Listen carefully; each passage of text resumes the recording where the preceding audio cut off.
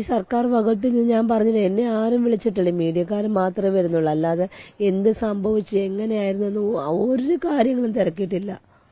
സത്യം പറഞ്ഞാൽ എനിക്ക് തോന്നുന്നു അദ്ദേഹം പറഞ്ഞില്ല, നായ്ക്കളെ നോക്കുന്ന കണ്ണു അത് തന്നെയാണ് ഇപ്പൊ ഈ സർക്കാരിന്റെ ഭാഗത്ത് നിന്ന് ഉണ്ടായിക്കൊണ്ടിരിക്കുന്നത്. അവരാരും ഇതുവരെ എന്നെ ഒന്നും വിളിച്ച് ചോദിച്ചില്ല. എന്നെയോ എന്റെ മക്കളെയോ വിളിച്ച് ചോദിക്കാം, ആരും ചെയ്തിട്ടില്ല. അല്ലെങ്കിൽ അദ്ദേഹത്തിന് സഹോദരങ്ങളുണ്ട്, അവരോട് വിളിച്ച് ചോദിക്കാം.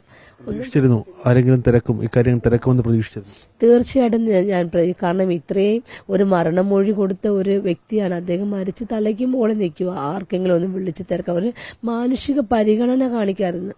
ഒന്നും ചെയ്തിട്ടില്ല. തീർച്ചയായിട്ടും ഡോക്ടർമാരെ സഹായിക്കുവാണ്.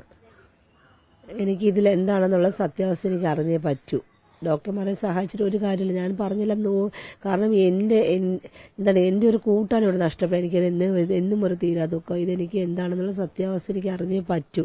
ഒരിക്കലും ഇങ്ങനെ ഡോക്ടർമാർ ന്യായീകരിച്ച് പറഞ്ഞിട്ട് കാര്യമേ ഇല്ല. ഇതിൽ എന്തിനു വേണ്ടിയിട്ടാണ് ഈ ഡോക്ടേഴ്സിനെ ഇങ്ങനെ സപ്പോർട്ട് ചെയ്യുന്നത്? ഇങ്ങനെ സപ്പോർട്ട് ചെയ്യുമ്പോൾ അവർക്ക് വീണ്ടും അതൊരു ഇതാകും. നാളെ വീണ്ടും ഇതുപോലെ ഒരുപാട് രോഗികളെ കൊല്ലപ്പെടും.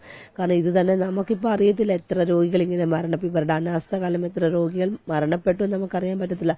കാരണം പുള്ളി ഒരു മരണമൊഴിയായിട്ട് ഈ ഒരു ഓഡിയോ ക്ലിപ്പ് കൊടുത്തത് മാത്രം കൊണ്ടാണ് ഇതിപ്പോൾ പുറത്തു വന്നത്. ഇല്ലെങ്കിലും ഇതുപോലെ മണ്ണടിച്ച് പോയേനെയായിരുന്നു.